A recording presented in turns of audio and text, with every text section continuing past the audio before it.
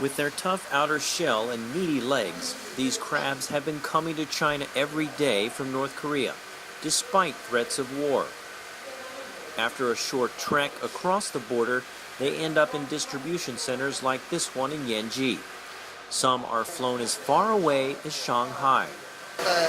As this crab distributor puts it, everyone has to eat. There really is no crisis. Really, the only challenges we face are at sea, such as typhoons, the inability of boats to go out to sea, or seasonal fishing bans.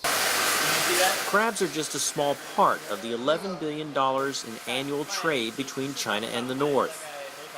At this Korean market in Yanji, all kinds of fish are caught off the North shores, dried and brought in daily to be processed, sold or shipped. In China's border areas, about 50% of the population is ethnic Korean.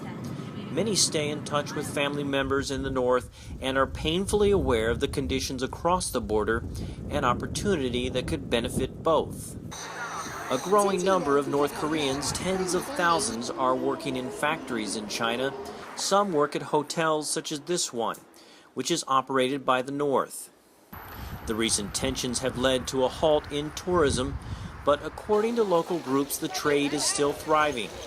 American Kendra Schaefer visited Pyongyang earlier this month on a tour. She says it felt much like an abandoned amusement park. Really, once you got on the ground there was no sense that anything different was happening. It was already eerie and deserted, and there was no electricity. Lights are out everywhere at night.